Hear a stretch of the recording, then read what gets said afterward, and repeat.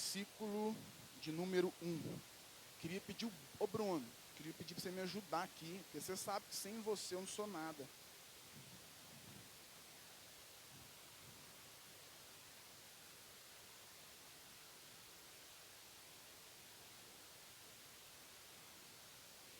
Todos encontraram? Porque se você não encontrar o livro do Apocalipse, misericórdia, escola dominical na sua vida. Você encontrou, né? Você não encontrou, é o seguinte, você pega a sua Bíblia, a capa, e você vira ela ao contrário, vira para a última página e abre lá que você vai achar. É o último livro da Bíblia. Livro do Apocalipse, capítulo 1, versículo 1, a minha Bíblia diz assim: revelação de Jesus Cristo, que Deus lhe concedeu, para mostrar a seus servos os acontecimentos que em breve devem se realizar, e que ele, por intermédio do seu anjo, expressou ao seu servo João, o qual comprovou tudo quanto viu da palavra de Deus e o testemunho de Jesus Cristo. Fecha seus olhos aí, quero orar por você, quero que você ore por mim também. Amado Deus e Pai, eu te agradeço porque o Senhor é bom, te agradeço porque o Senhor é fiel, eu te agradeço porque o Senhor sabe de todas as coisas. Espírito Santo, nesse momento nós vamos falar da Tua palavra, nesse momento nós vamos tratar da Tua palavra. Espírito Santo, aviva a nossa igreja, me usa como um canal de bênção para a glória de Deus. Isso eu te peço, que sem a Tua presença eu não sou nada, ninguém que está aqui é nada, nós somos totalmente dependentes de Ti. Amém. Pessoal, quando a gente fala de Apocalipse, a gente vai encontrar, com certeza, muitas, poderíamos dizer assim, polêmicas. Hoje, durante o dia, a gente fez um ensaio desse teatro aqui, e eu falei uma frase com os meninos, que é uma frase que sempre que eu leio a Bíblia, eu gosto de guardar essa frase. Essa frase é de um reformador da igreja, que se chamava Calvino, e ele dizia assim: diante daquilo que Deus faz silêncio, se eu ousar falar algo, eu estou cometendo uma heresia. Vou repetir, diante daquilo que Deus faz silêncio, se eu ousar falar uma palavra, eu estou cometendo uma heresia. O que Calvino queria dizer quando ele disse isso? Ele estava dizendo que existem assuntos que às vezes, na própria Bíblia, Deus não vai tratar. Ou seja, nós não vamos saber a resposta ainda. Então, quando esses assuntos são confrontados à nossa frente, no livro do Apocalipse existem vários assuntos assim, a gente deve se calar e entender que ainda não é tempo de sabermos o significado de tais coisas. Eu não estou dizendo isso querendo fugir da maneira como se lê e se interpreta o livro do Apocalipse, mas eu estou querendo te dizer que vão existir sim conflitos, polêmicas nesse livro que ainda não tem respostas, mas eu creio que Deus não vai deixar isso encoberto para aqueles que Ele ama ou para aqueles que vão receber um juízo. Porque a dificuldade dentro da igreja hoje de falar sobre Apocalipse, que muitos pregadores têm, é porque quando se fala do livro do Apocalipse, tem que se falar de dois grupos, um grupo que será salvo e um grupo que não. E nenhum pregador quer contrariar alguém que está em uma prática errada, porque esse livro nos confronta, esse livro mexe nas nossas feridas e mostra que às vezes nós não estamos ainda preparados para estar junto com Jesus quando essa hora chegar. E quando a gente começa falando de Apocalipse, uma coisa que a gente tem que entender antes de começar a ler o livro é que existem alguns métodos de interpretação do livro do Apocalipse. Ou seja, várias pessoas, estudiosos, escolheram alguns métodos para estudar, e é por isso que você vê várias polêmicas. A igreja vai ser arrebatada antes da grande tribulação. a igreja vai ser arrebatada depois, a igreja passa, a igreja não passa, o milênio existe, o milênio não. Então presta atenção, pode ser que pareça um pouquinho maçante, mas fica aqui ligado comigo que eu tenho que te mostrar quais são esses tipos de interpretação de forma objetiva. Depois você se aprofunda lá e eu vou revelar a minha, não tem medo não, eu creio em uma aqui, vou te falar aqui agora. Já que eu escolhi falar, né, sobre o livro, né, dá a cara para bater. Existe um método que se chama pré-milenismo. Então guarda aí, vamos lá, 1, 2, 3 e... O que é que o pré-milenismo crê? O pré-milenismo acredita que a qualquer momento a igreja vai ser raptada da terra de forma sobrenatural. E as roupas vão ficar no chão, o iPhone vai ficar, o celular vai ficar, as riquezas vão ficar. E depois desse arrebatamento, aqueles que não obedeceram os princípios de Deus, aqueles que ficarem aqui, entrarão por um período de 7 anos de grande tribulação. Período dividido em 3 anos e meio. E a gente vai tratar sobre isso no segundo episódio. 7 anos de grande tribulação e depois Jesus vai voltar. E vai estabelecer um milênio, literal, 1000 anos, Jesus irá reinar 1000 anos com os santos, com aqueles que foram salvos na terra. E depois Jesus vai lançar o diabo no lago de enxofre, vai criar aquela coisa que a gente chama de inferno, que a gente fala hoje, mas se a gente prestar bem atenção, essa palavra ainda não se encaixa para a gente hoje. Vai ser criado o inferno. E o diabo, o falso profeta, e toda aquela coisa vai ser lançada lá. Então, basicamente, o pré-milenismo crê assim. Vou falar de 3. A segunda, pós-milenismo. Aí é o oposto. O que o pós-milenismo acredita? O pós-milenismo acredita que esse milênio vai começar em um determinado momento, 1000 anos, e em um determinado momento, esses 7 anos de grande tribulação vai começar a ser contabilizado. E a igreja vai passar por esses 7 anos. E só depois Jesus virá para salvar aqueles que são justos e condenar aqueles que não são justos. De forma bem panorâmica, é isso que o pós-milenismo acredita. E a terceira e última, mais polêmica, é o amilenismo. Como é que o amilenismo crê? O amilenismo acredita que é o seguinte: o amilenismo acredita que esses 1000 anos, esse milênio, é algo figurativo. Ou seja, não são 1000 anos de forma literal, contadinhos, 1, 2, 3, 4. É uma linguagem figurativa que a Bíblia usou. E que depois desses 1000 anos, Jesus virá para reinar, mas não se sabe quanto tempo de fato são esses 1000 anos, porque ele é figurativo. De forma panorâmica é assim: eu acredito no pré-milenismo. Alex, então quer dizer que você está falando que tem outros jeitos de interpretar a Bíblia? Não, existe apenas uma interpretação, que é a correta. Porém, as discussões geraram essas polêmicas, e se a gente quiser entrar a fundo nesse assunto, é bom a gente saber o que é que cada um crê, porque senão eu vou julgar que só eu estou com a verdade. E de fato, existe uma polêmica nesse livro, porque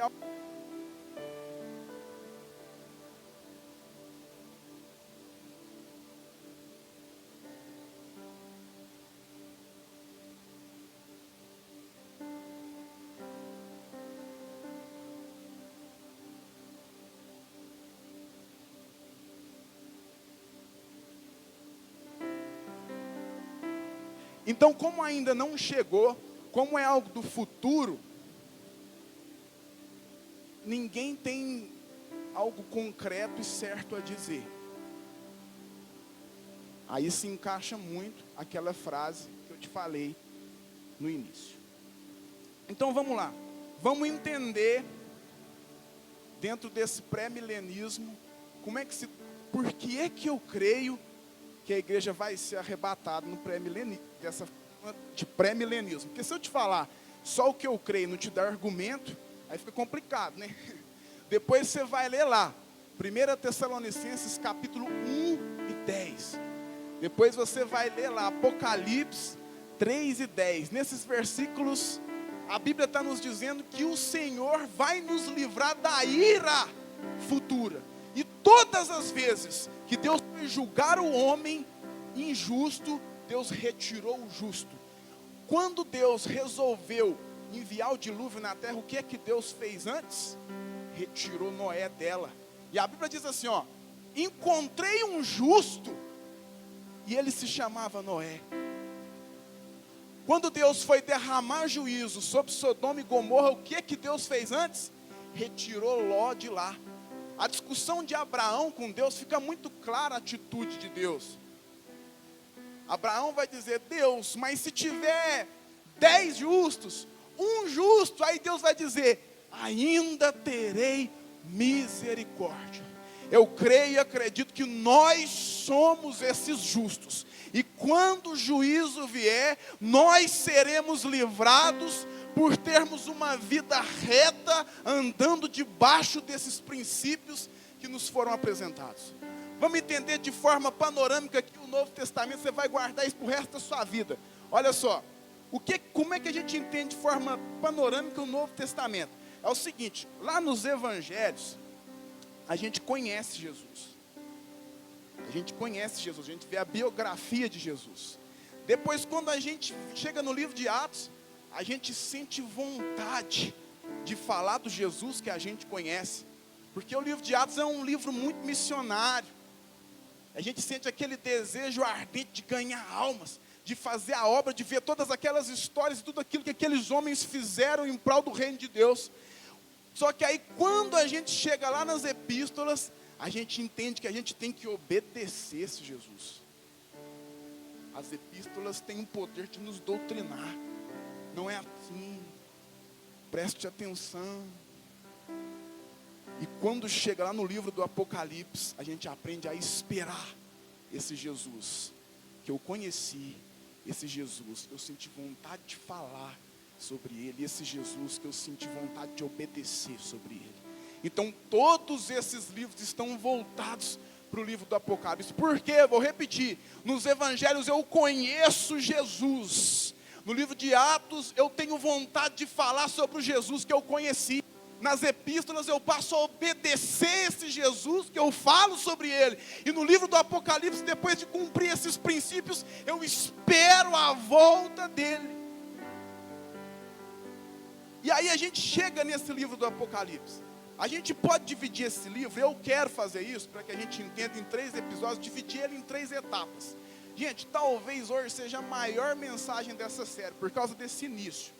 E talvez pareça um pouquinho maçante, mas você tem que ficar aqui comigo. Vamos dividir ele em 3 etapas. A gente vai falar do capítulo 1 ao 5. Primeiro episódio hoje. A gente vai ver o percurso da igreja até o arrebatamento. Capítulo 1 ao 5. A gente vai ver João prefigurando a igreja. João vendo o próprio Jesus, João vendo o trono de Deus. No segundo episódio, a gente vai falar mais ou menos ali do capítulo 6 até o 18. Ali a gente vai falar de grande tribulação, que é dividida em 2 partes, de 3 anos e meio. E no último episódio, a gente vai falar do capítulo 19 até o 22, que aí a gente vai falar de milênio, estado eterno, e mais algumas observações que possam surgir por aí. Então hoje a primeira mensagem, ela aborda a primeira parte do livro. Lá no capítulo 1, João se apresenta. E o primeiro tópico que eu quero te falar, para que você grave, olha aqui, ó, você vai repetir comigo, ó. A experiência no pior momento. Vamos lá, 1, 2, 3 e...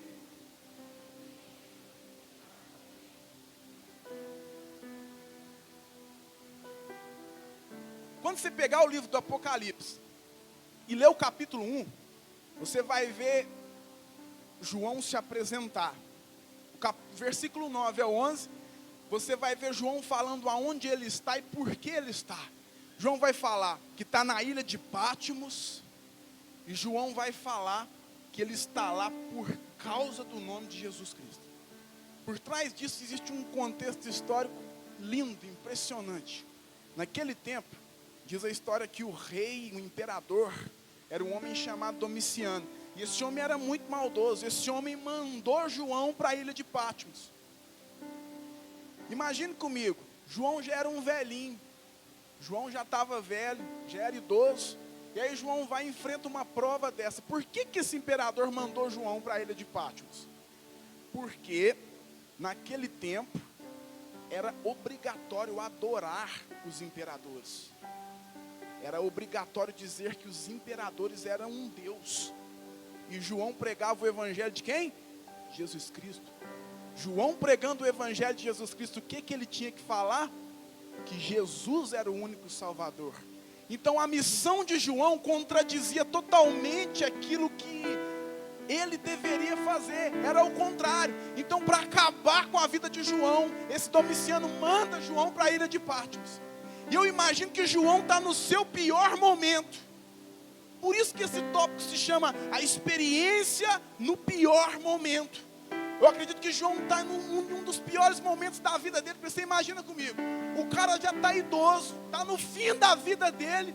Imagina o João pensando, meu Deus, tudo que eu fiz pelo evangelho, andei com Jesus, vi todos esses milagres e todas essas coisas, e agora eu tenho que passar por isso. Então no pior momento existe uma grande experiência, porque foi nesse momento que João teve a revelação desse livro, que decide o fim da nossa vida. A experiência vem no pior momento. A palavra para a gente aqui é, talvez você chegou aqui no pior momento da sua vida. Só Deus sabe como é que você está. Só Deus sabe como é que você chegou aqui. Aliás, nem você sabe como que você chegou aqui. E o engraçado é que tem aqueles que chegam de forma, nem sabe por que veio, mas está aqui. Talvez porque um amigo chamou, talvez porque viu um post na internet, sei lá. Mas está aqui.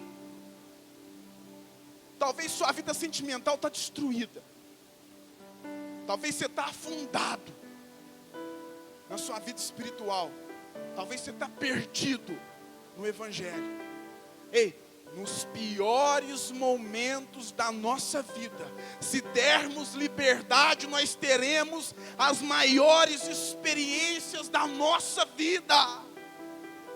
O texto vai dizer que alguém tocou em João, e quando ele olhou, ele percebeu que era a presença de Deus.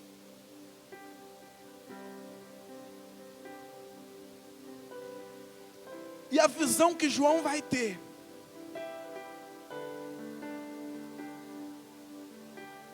é de um Cristo glorificado. E aí o texto vai dizer que esse Cristo, ele tinha os olhos como chama de fogo.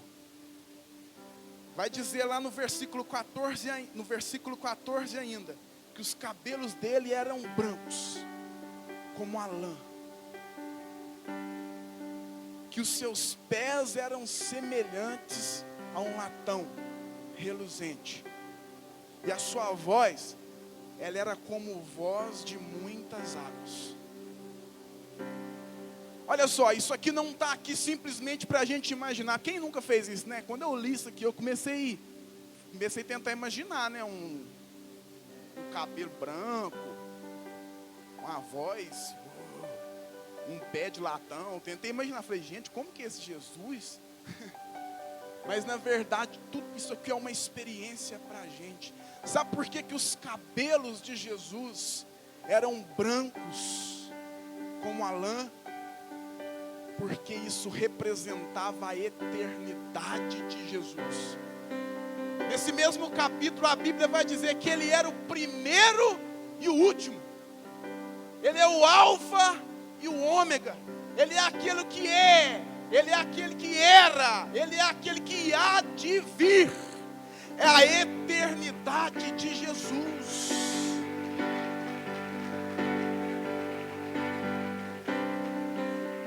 Ei, deixa eu te dizer, Ele é eterno. Ele sabe onde você começou, Ele sabe aonde você vai terminar. E antes de você começar, Ele sabia que você iria existir. A Bíblia diz que antes da fundação do mundo, Ele te amou primeiro. Ele é eterno, é Ele que começa a história, é Ele que termina, Ele que sabe de todas as coisas. A Bíblia diz que os cabelos da sua cabeça estão contados. Ele sabe tudo. O salmista escreveu: sonda o meu coração e me conhece. Ele sabe todas as coisas. Ele sabe das suas dificuldades, dos seus problemas, das suas vitórias, das suas qualidades, dos seus defeitos. Ele conhece a geração da sua família desde quando ela se formou e quando ela vai terminar, porque Ele é eterno. Ei, Jesus, Deus não se move como a gente se move. Ele se move em um estado chamado eternidade. Sabe o que é isso? Ele consegue se mover de tempos em tempos de forma totalmente contrária àquilo que nós fazemos. Deixa eu te explicar isso. Por exemplo, eu quando cheguei na igreja, cheguei todo arrebentado. Cheguei todo zoado, a gente costuma dizer assim. Cheguei todo arrebentado na igreja, acabado. A vida tudo atrapalhada. Aí eu me converti, comecei a dar meus passos na fé. Fui melhorando. Hoje eu estou aqui, bacana. Mas sabe por que eu estou aqui? Porque Deus se move na eternidade. Aí sabe o que Ele fez? Deus olhou para mim, olhou para você e falou assim, ó: ei, ele tem um pecado lá atrás, ele tem um problema lá atrás, e ele não pode ir lá pagar esse pecado, mas eu me movo na eternidade, eu vou lá e apago para ele.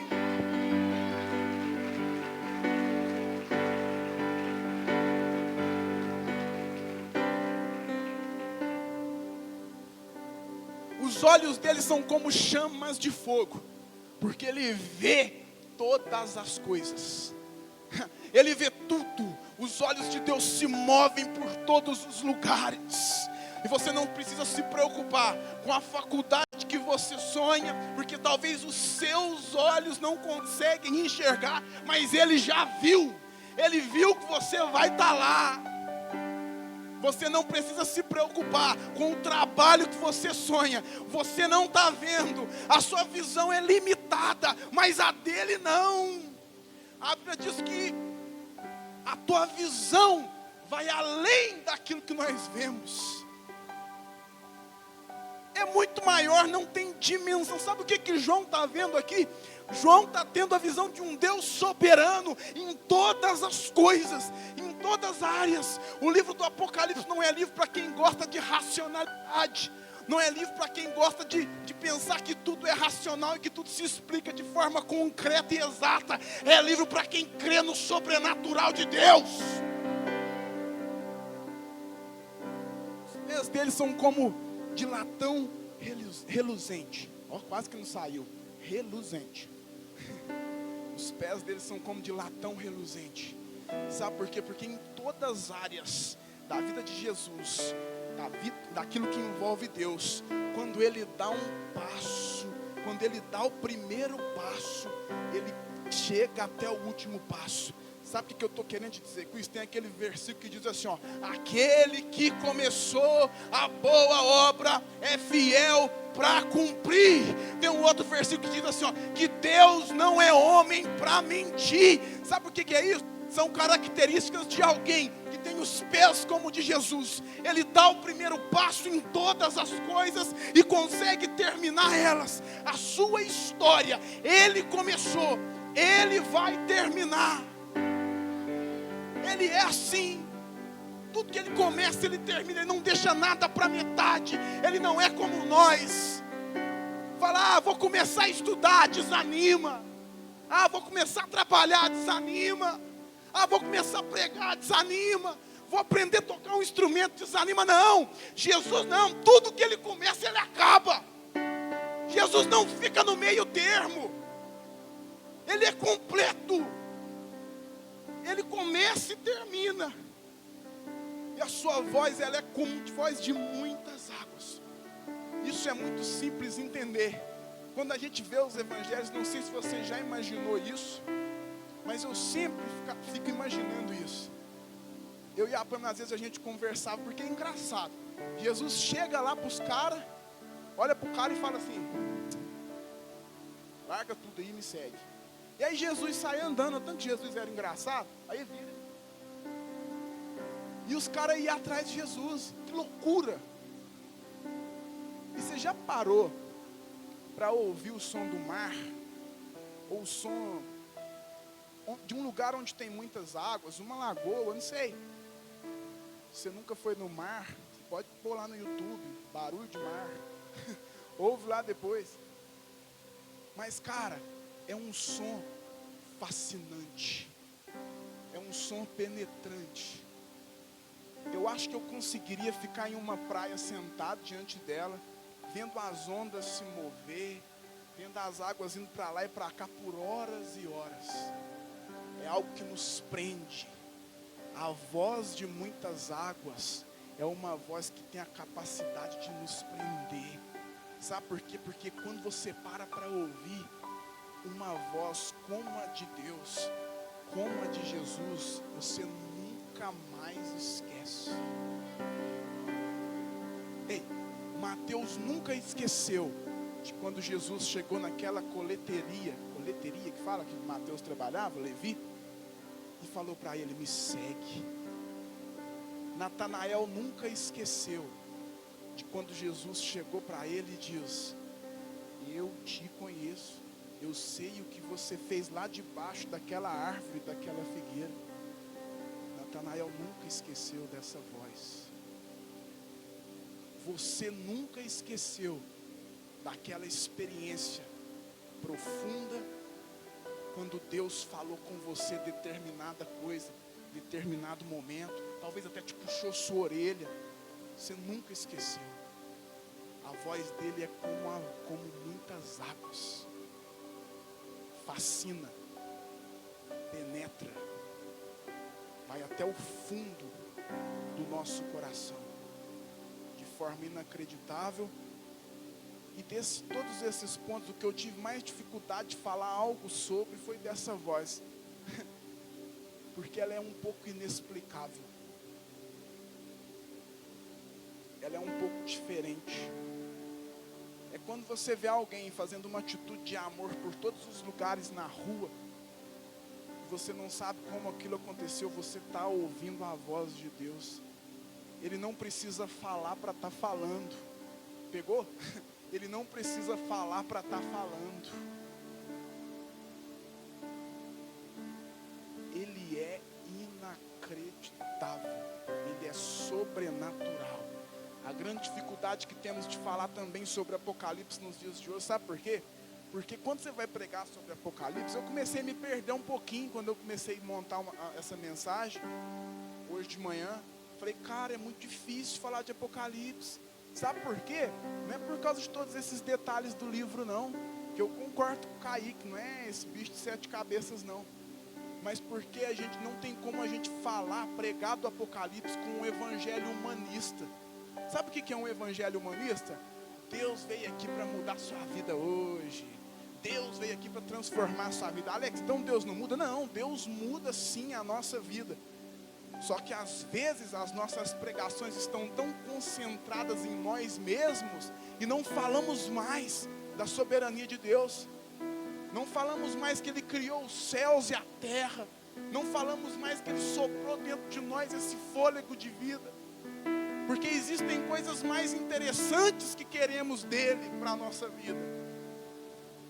Então ninguém quer falar sobre isso. Ninguém quer pregar uma pregação que só entroniza a Deus. E isso deveria ser aquilo que a gente faz. Falar do livro do Apocalipse é como fazer uma continuação de um louvor que foi ministrado aqui. Porque louvor é um momento apenas de adoração. Apenas de adoração. Tem um pregador que fala, não sei se eu vou lembrar, ele fala assim, ó, orar é falar com Deus, adorar é falar de Deus para Deus. Então, o livro do Apocalipse, ele é um livro inteiramente de adoração. Por isso nós temos essa dificuldade. Agora vamos lá, como a gente vai tratar desses primeiros capítulos, é lógico que esse assunto aqui ele é muito grande, gente. Outra dificuldade que eu tive foi essa, em 3 sábados é muito pouco, tinha que ser uns 7, mas vamos lá. Aí quando a gente entra, capítulo 1, a gente terminou. Quando a gente entra lá no capítulo 2 e 3, a gente vai ver as cartas que João envia. A gente vai ver as cartas que João envia para 7 igrejas. E aí a gente vai guardar outro ponto. Vamos repetir. Diz assim, ó, a igreja e seus defeitos. Vamos lá, 1, 2, 3 e... Porque ali a gente vai ver que as igrejas têm vários e vários defeitos diferentes. E é ou não é que motivo para nós tantas vezes não estarmos aqui? Ah não, irmãozinho lá que vai cantar, nosso Deus. Não vive que prega, meu Deus, para mim não dá. Isso não é algo que existe hoje, não. Isso existe há muito tempo. Olha aqui, ó, a igreja ela pode sim ter defeitos, mas ela é a instituição legal na terra que fala de Jesus, que defende o nome dele. E se você for lá nesses capítulos, você vai ver que não é só a nossa igreja hoje que tem defeitos. Lá em Éfeso, a primeira igreja que João mandou uma carta, a Bíblia diz que eles perderam o primeiro amor. Eles esqueceram o que era amor. E era uma igreja, olha que interessante, uma igreja funcionando sem amor. Você acredita que isso pode acontecer? Isso é real. Uma igreja em pleno funcionamento sem amor. E o mandamento mais importante é amar. Deus, perguntado para João, João, quem é Jesus? João falou, Jesus é amor. E existiu uma igreja funcionando sem amor.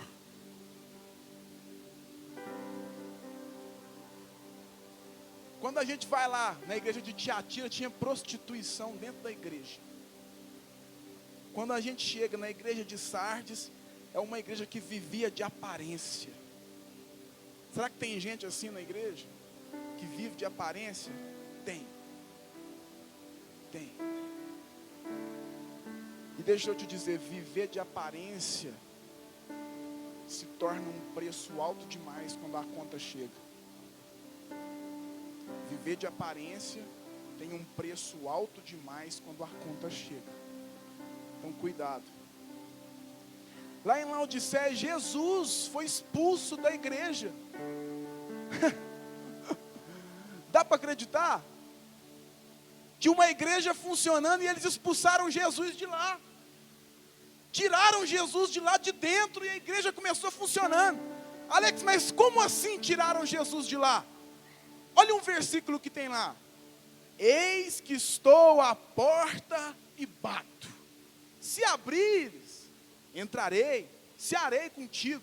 E o engraçado, quando eu me converti, a gente ia fazer umas visitas, a gente pregava isso para os caras que nem conheciam Jesus. O cara nem conhecia Jesus, nós chegava lá, ei, eis que estou à porta e bato. Se abrires, entrarei e cearei contigo. Jesus que entra nessa casa, irmão. Não, esse versículo não é para gente que não conhece Jesus, não. Gente, não vai fazer evangelismo e leve esse versículo, não. Sabe por quê? Esse versículo é para a igreja. Então, lá nessa igreja, o povo estava aqui dentro, igual a gente estava, a porta fechada, e Jesus estava lá fora assim, ó. Eu quero entrar. Vocês me tiraram daqui de dentro. Dá para acreditar? Tiraram a presença de Jesus de dentro da igreja. Tiraram aquele que morreu por nós, que foi machucado por nós, que sangrou por nós. aquele que as gotas de sangue que caíam dele chamavam seu nome. Falava Ana Luísa, Isabela, Adriene, Júlia. Eles tiraram ele da igreja. Que ingratidão. Ei, a igreja tem defeitos, sim. Mas nós somos capazes de mudar essa realidade. Sabe por quê? Porque senão esse livro não existiria. O livro do Apocalipse não é para nos condenar, ele é um livro de esperança para nós, mesmo que no meio dessa esperança existam pessoas sim, corrompidas, mas nós podemos ser diferentes. Guarda isso no seu coração, diz isso para si mesmo: eu posso ser diferente, cara, eu posso chegar onde eu tenho vontade de chegar, sem pisar na cabeça de ninguém. Eu posso chegar aonde eu tenho vontade de chegar, glorificando esse Jesus, levando essa mensagem por todos os lugares que eu for. Seja qual for aquilo que eu escolher para a minha vida, eu posso ser uma pessoa honesta, carregando Jesus.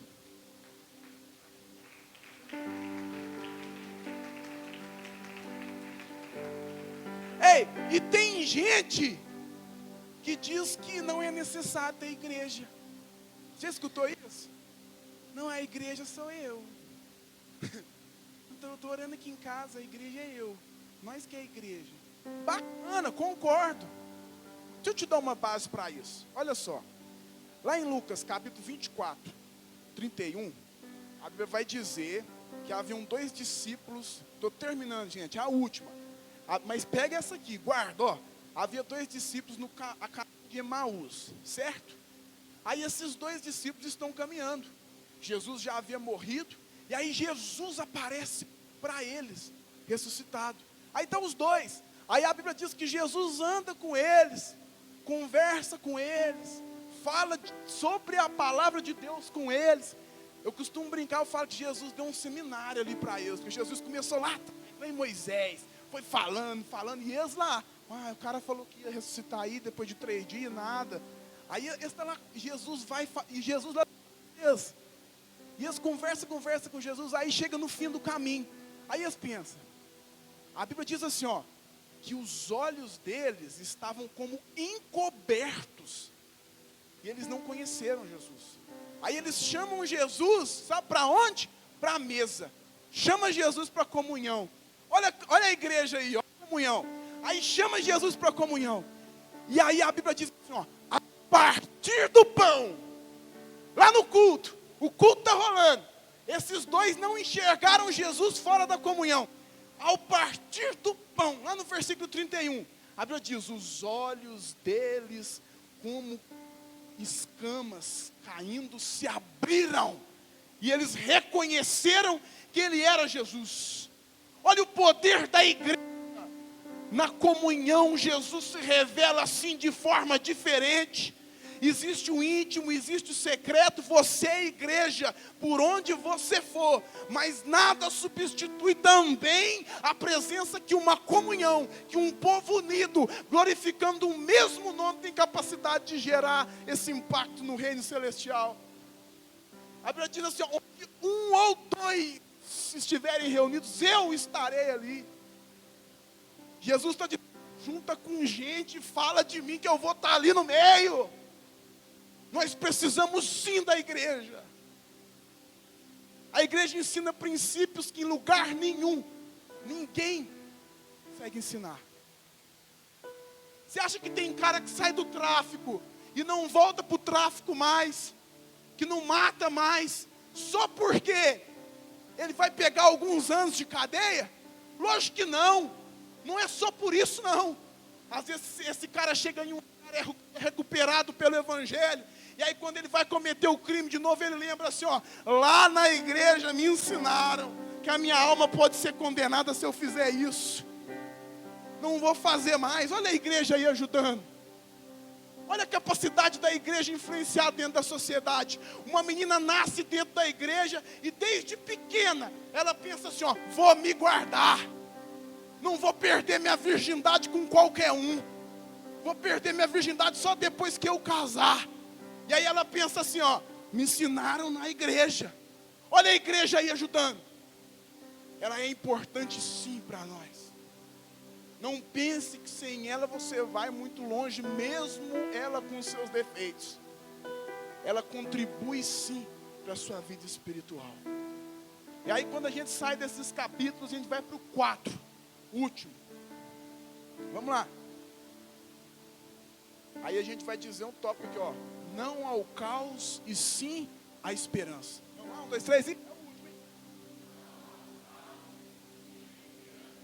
Lá no capítulo 4,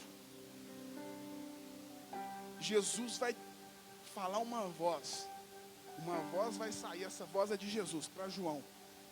E aí Jesus vai dizer assim, ó, sobe aqui. Essa ideia mostra para a gente, basicamente, o que vai acontecer no arrebatamento. E aí a gente vê tantos problemas aqui, ó. A gente vê a igreja cheia de defeitos, como estava aqui. Você viu que a gente tratou aqui de pornografia, depressão, ansiedade. Vem cá, Sara. A Sara representou. O que mais que a gente tratou aqui? A gente tratou de uma pessoa, de uma amiga que só influencia pessoas para o lado ruim, que a Lívia interpretou. A gente mostrou 2 meninas aqui, uma está focada no culto, que foi a Débora. A outra, que foi a Leandra, não está nem aí. Só vem, está só de corpo presente. A gente viu aqui um trio de amizades, de personalidades diferentes. Às vezes a gente olha para uma pessoa com o estilo que a Patrícia está, e a gente pensa, não, essa pessoa não tem nada de Deus. Malandrona. E a gente olha para uma pessoa engomadinha, igual a Geisa está interpretando, e a gente pensa, esse é de Deus. A gente interpretou aqui pessoas que têm a capacidade de investir naquele que anda reto em princípios com Deus. Que a gente quis dizer aqui, que talvez você tenha um sonho de estudar aí, não sei. Deus vai realizar seu sonho, não tem dinheiro para isso, não sei, a provisão vai vir de algum lugar. Pode vir, às vezes você tem seu sonho de abrir sua empresa própria, seu trabalho, a provisão vem. A gente interpretou aqui uma menina que está só nas redes sociais, que é a Heloísa. Sabia que um adolescente, um jovem hoje, passa cerca de 9 horas por dia? A gente interpretou aqui um pregador, um pastor, que foi o Natan, que tinha um probleminha com a mãe. Que porque é pastor, não é porque é pregador, que é o cara não, que vai subir não. Estamos no mesmo patamar. E é desse jeito, é com esses problemas, que de forma impressionante, a igreja, quando a gente menos esperar, ele virá como um ladrão.